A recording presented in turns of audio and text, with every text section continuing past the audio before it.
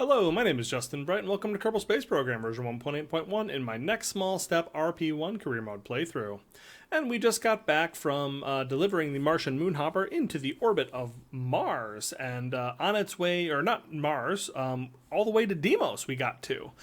So we're just about ready to deploy and do science, so we're dealing with that, and we're also dealing with getting our rocket out to Lunette Station, but just spending a couple upgrades and so forth.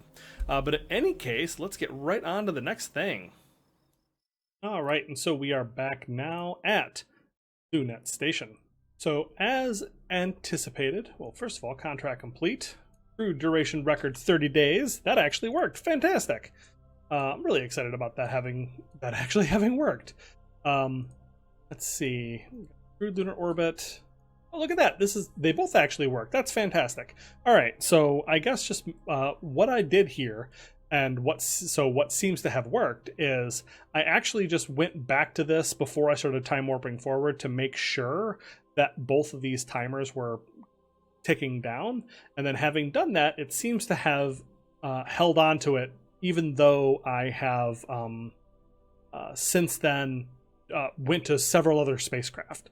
So that seems to have worked. I don't know if there was just like some fix or another that happened, or if I just had done it differently, or I don't know. I have no idea what may have happened, but that seems to have worked.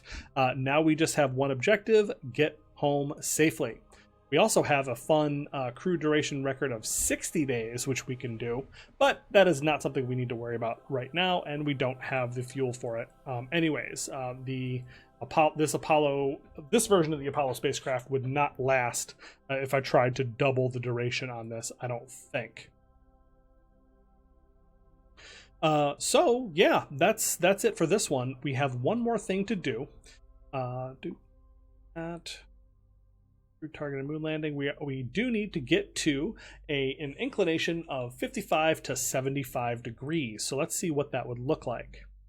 So it's going to cost about 734 meters per second. And obviously there's none here, so that's something we're going to have to do with this. But that's because this is... I have no idea why the delta V is what it is, but we don't have to worry about that. So before we get all excited about this, let's go ahead and get this vessel all set up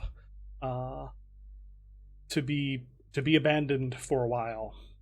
So we're just going to warp around to the sun. There we go. And now we are going to one by one send the crew back to the Apollo.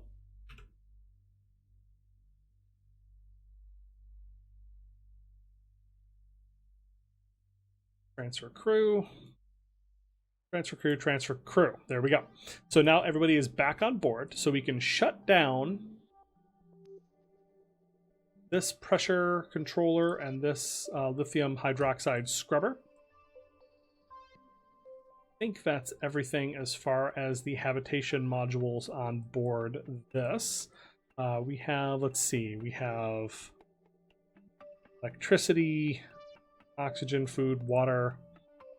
I'm just making sure that we have everything that we need to get back home, right?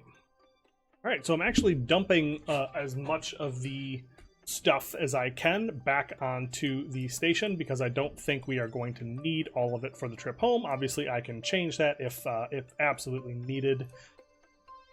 Pull all this lovely stuff in so that there are supplies for the future. Of course, I didn't actually leave room for waste.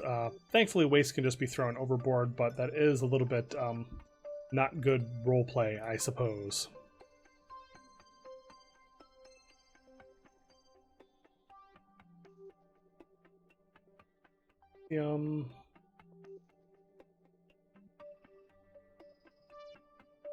Okay, so that looks good. Supplies are good.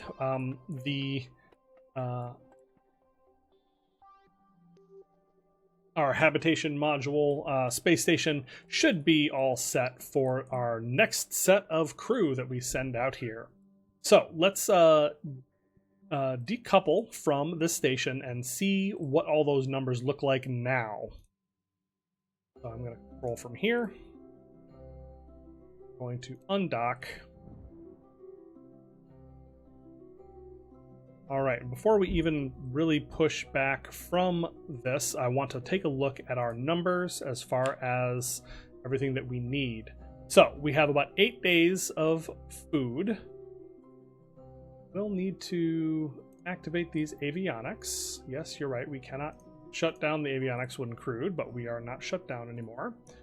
Which means we need to boot up the fuel cells.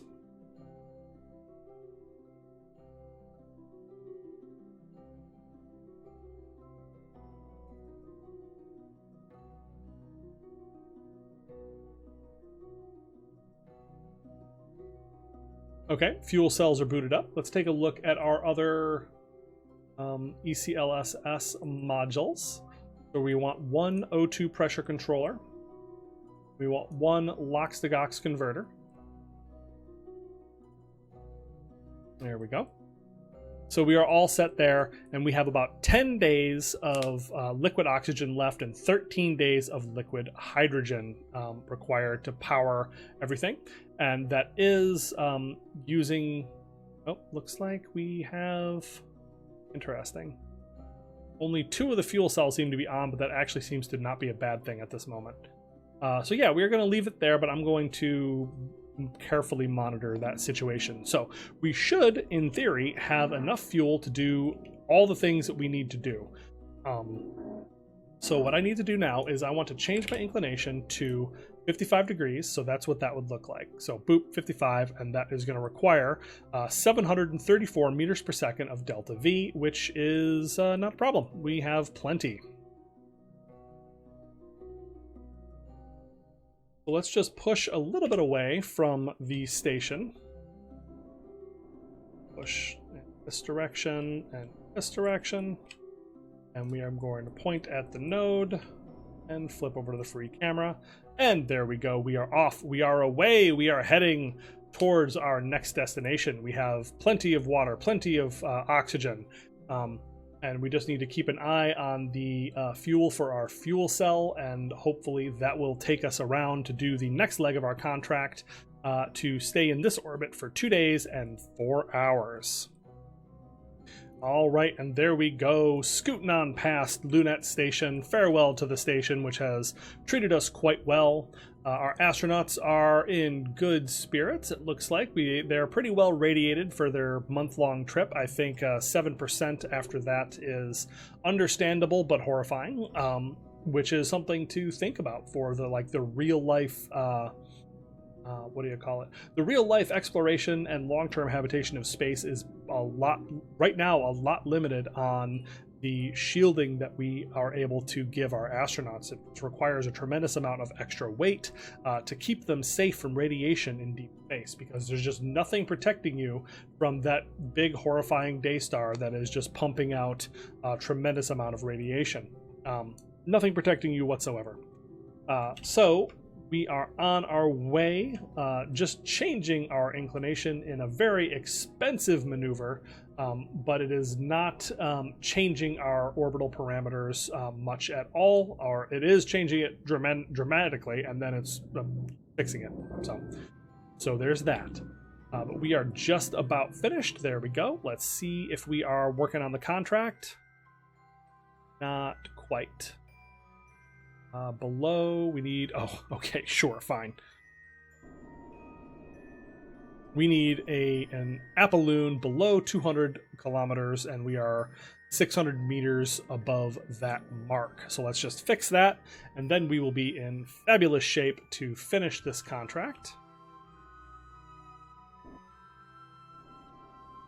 There we go. Boop. Boop. Oh. And now our inclination is off by 0.004. Okay. There we go. Okay, timer is now going. I'm just going to turn this off so we don't move at all. And now we need to sit in this orbit for 2 days and 4 hours more. So I'm pretty sure that that should be fine. We should have supplies to last us for that, and then also the trip back home, which should be about 4 or 5 days. So all right, let's go ahead and begin our time warp. We don't have anything coming up, I don't think. Although, spoiler alert, we do have a lunar landing coming up very soon. All right, so now it's just time for our astronauts to settle into a long-duration flight over the moon's surface. They've already spent a month in orbit. A whole month! Can you imagine spending a month in orbit of the moon? So distant from the Earth, and just having a hard... It's several minutes away, I think. Not several minutes, but it's like, 3 minutes? No. 3 seconds, that's right. Not 3 minutes. So it's a 3-second delay. It's far enough away to be 3 seconds for the speed of light for radio transmission signals to get from one place to the other.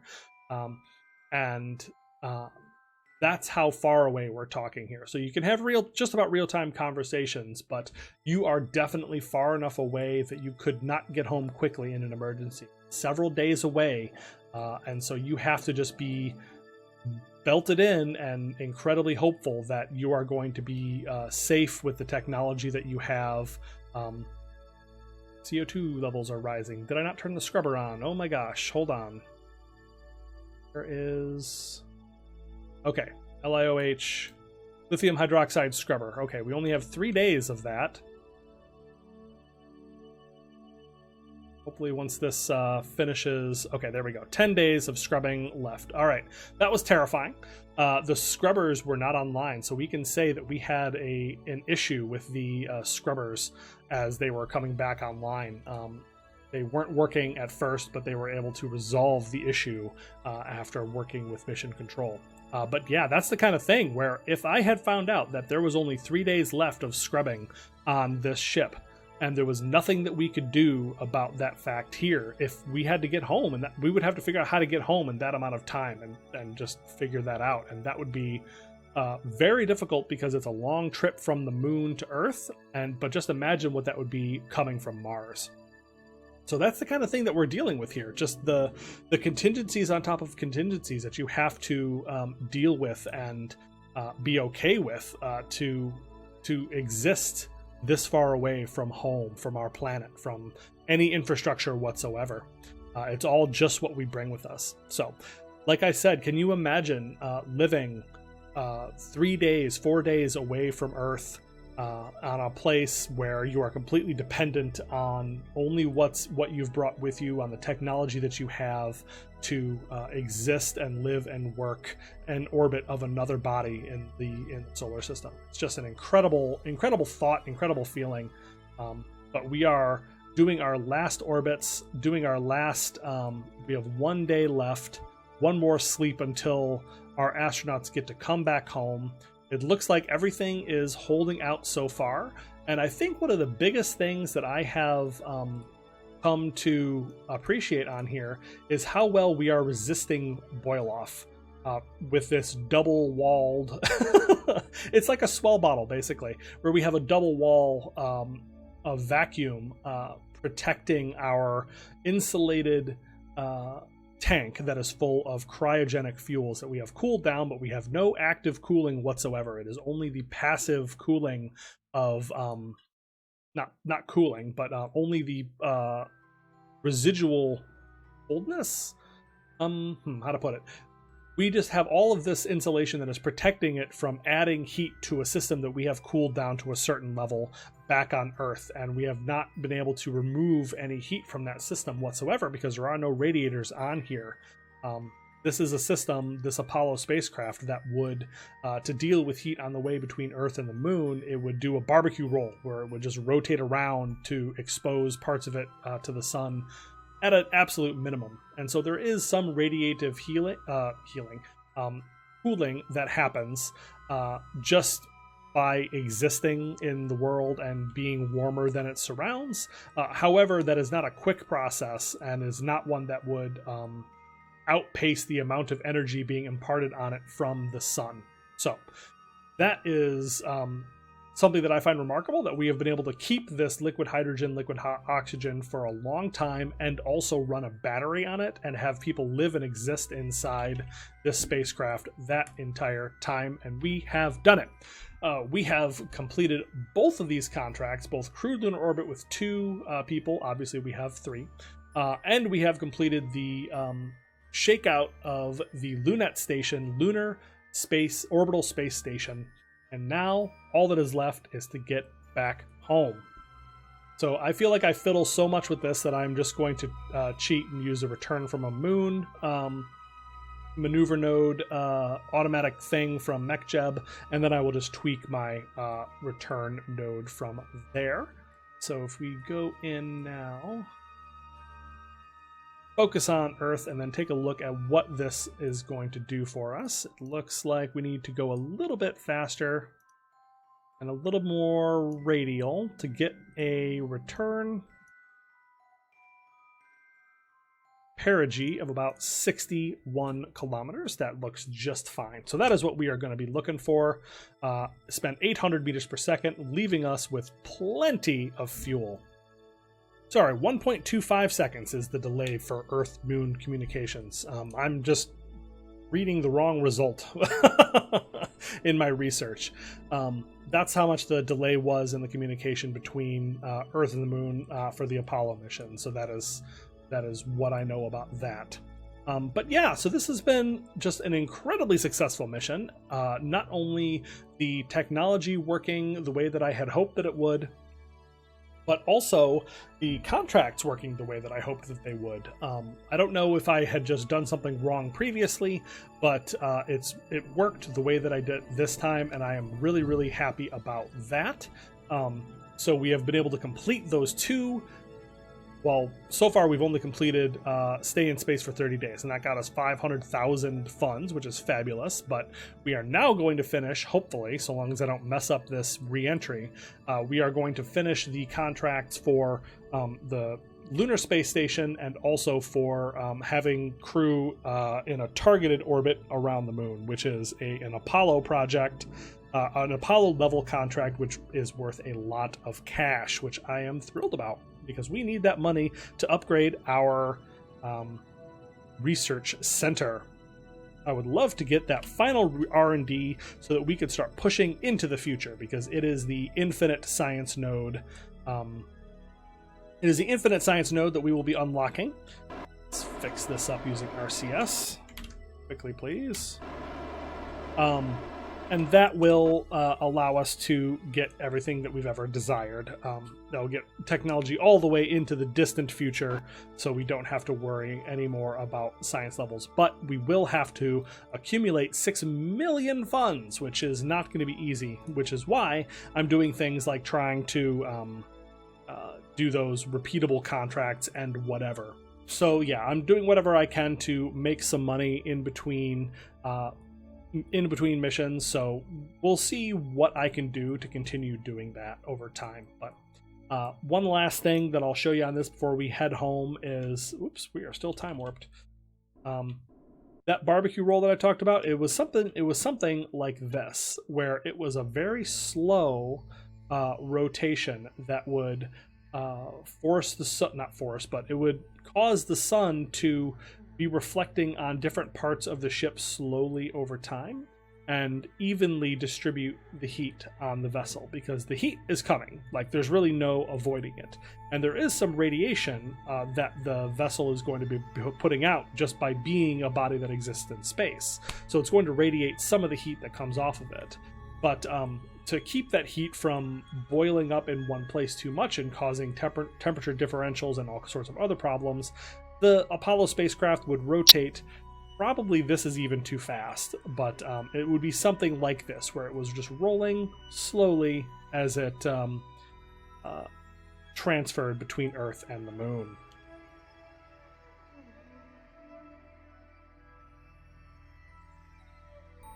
All right, so we have a 5-day trip back home. It looks like that's fabulous, because all of our supplies are going to last about 8 days. So I timed everything perfectly, and it just makes me really happy when that happens. Like, I feel like there's a lot of times where I just didn't think things quite well enough ahead, and I didn't think it all the way through, and so therefore I failed some aspect or another of my mission, and isn't that a shame? But this time everything seems to be working out for us. We are running low. Yes, I understand. Thank you, Kerbalism. But we are also almost home. Just a couple more days. Just another 15 hours now until we hit the atmosphere of Earth. We can see all these satellites spinning around, preparing to create Kessler syndrome as they crash into each other and so forth. But yeah, we are just about home. Our little communications cone is sinking. We are crossing the radiation belt, causing serious radiation to our poor astronauts, getting up to 8 or 9%. It looks like Elvira is not super stoked about this whole being cramped up with 3 people for days and days and days and a month and a half, which honestly I can't blame her, but they are almost home. So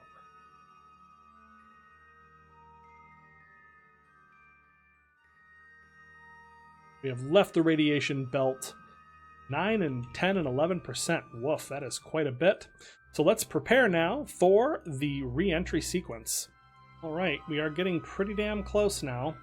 We're at 180, 160. All right, we are now going to detach from the service module. Farewell, sir. You have done us very well indeed.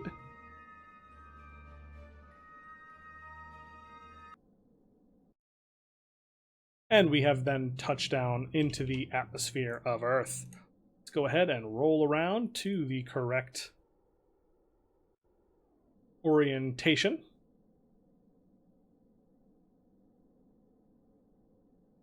Showed the actuation toggles. We're going to turn off pitch. Everything else will be dealt with the center of mass shifter, which, as I've mentioned before, is not how things actually work, but is how I like to make it work. All right, so we are coming in real spicy at nearly 11 kilometers per second. Didn't do anything to reduce that, but it should also be just totally fine.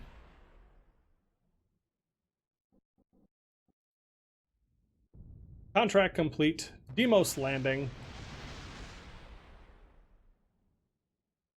That just now come through. I have no idea why that just now came through, but we have 900,000 funds from our Demos landing, which is just fantastic. We are now beginning to bite into the atmosphere, so let's pitch up a bit to lower our, to stop us from coming down too much. Wait, no, that's not how I'm supposed to do this. I know how I'm supposed to do this. I'm supposed to turn on the descent mode. Slowly.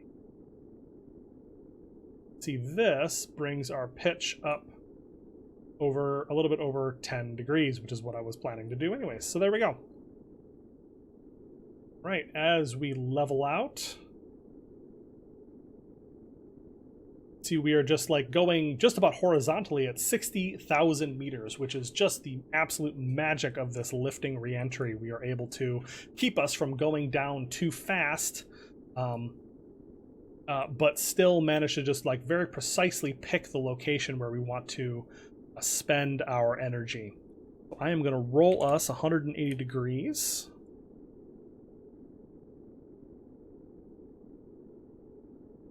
And I am going to use the center of mass offset to push us down into the atmosphere to maintain, because we were starting to go up, and I didn't actually want that. But this puts us back on a slight downward trajectory because I want to maintain this re-entry corridor, because you see this keeps it nice and easy on the G-forces. We are at 1, 2, 3 Gs, which is plenty for our astronauts.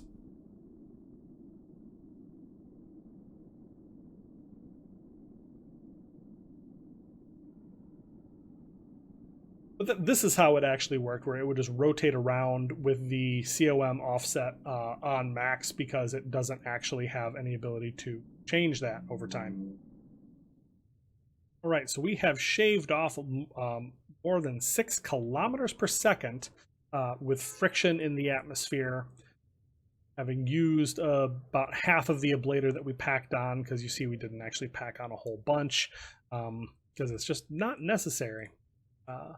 But yeah, just using this lifting reentry, we were able to keep before we dropped almost 7 kilometers per second of velocity before we went from 60 kilometers above the surface down to 50, which I think is just a fabulous testament to this lifting reentry. And I'm going to stop belating that point. And I think we are just about good to go and safe at this point. So I am going to just slowly reduce this offset down to nothing so that we can start descending more quickly. Turn off the descent mode, flip that off, turn this off, and everything is fine. So we will see you on the ground in just a couple minutes. And now it's time to deploy the drogue parachute. See those drogues come up, and then prepare to set off our actual final parachute, which I don't tweak the settings on these at all because I'm pretty sure that they are pre-configured to work properly. But yeah, so there we go. Just about a successful mission. We are coming down, and I could not be happier with how this has worked. I'm looking forward to seeing what contracts we have for our lunar space station in the future. I'm really happy that the contract seems to have worked properly so that we are able to actually see that. Our final parachute, and then the drogues snap off, and there we go. Now we just have the big 3 stripy parachutes bringing us down to the surface of the water, which is not rendering at all. We just see the surface far below the water. Whatever. But yeah, I'm excited to see what else we can do with the lunar space station, because there's generally not a lot with this stuff. Like, there's not a whole lot of crude science that I can't just do with probes. There's not like the station science mod is a really neat one that allows you to like use Kerbal attachment system to set up and attach little physical science experiments that you can fiddle around with and deploy on the outside of your spacecraft, and that's a really neat thing. But it's just not and station science gives like things you actually need to build a big space station with different individual parts to do individualized science there. But neither of those things are working for RP-1, and I'm not sure that we would want them to be, because it's a little bit fiddly and strange. Really don't understand why I can't see any water, but that does give you something to do with a space station, and there's not really anything to do with a space station in RP-1 other than, you know, enjoy having a space station and also have the habitation time to allow people to stay on orbit for a long period of time. So that is really all that that's the only usefulness that we'll get out of that, and that's fine. That's a lovely thing, but it's not like it's a big career defining move that is going to move us forward. But that said, I'm still excited to play around with our space stations more, build some more, and test things out for our future habitat that is going to be on Mars. Just a couple more seconds now, and splash down in the invisible water. Whatever, it's fine. Contracts complete. Lunar Space Station. Space Station is now in orbit around the moon, and the first crew has put it through the shakeout process. 765,000 funds, and a crewed lunar orbit with 2 crew alive and well after the mission. Another 675,000. So we are doing well now. All right, so crew updates. We have gained years and years of time. I think spending a month around the moon would definitely keep me in the program for a little bit longer, especially if they promise to send me back. And those astronauts, even the ones that for which it was the first flight, are now level 2 for whatever that matters. So yeah, there we go. Excellent. So that is finished, and that went just fantastic. And we are at 4.8 million funds as we finally start to finish contracts. Goodness gracious. So we have 6 additional upgrades, and I've been spending the 1 or 2 or 3 or 4 at a time that we've been getting from the first bit of science from the Martian moon hopper. But I'm just plowing all of this into the main line because I feel like we need to, that's the thing that I've been lacking, is the ability to really crank out the big rockets. Oh, interestingly enough, there is no contract for a Deimos sample return. I don't know if that's an oversight or if it's deliberate, but that seems fine. So we will save our sample return for when we get down to Phobos. And I don't know how many times I'm allowed to do this mission here, but like it is ridiculously, what do you call it? It's ridiculously profitable. Like it does not cost me 1.3 million funds to launch an Apollo spacecraft around the moon for a couple of days. So I'm going to probably do this as often as I can because that is great money. And unfortunately for the space station contracts, we just so far have this add more power production to Lunette Station. That's asking me to put 4 electric charge per second on there, which I feel like that's not been tuned because that is a ridiculous amount of extra power in RP-1 and Kerbalism. So yeah, I do want to send more power there because I would love to be able to shut down the Apollo spacecraft entirely. So I definitely think that in the near future, we're going to send a power truss out to Lunette Station and do a little bit of space station assembly, add a whole bunch of really big solar panels on there. That would be really fun.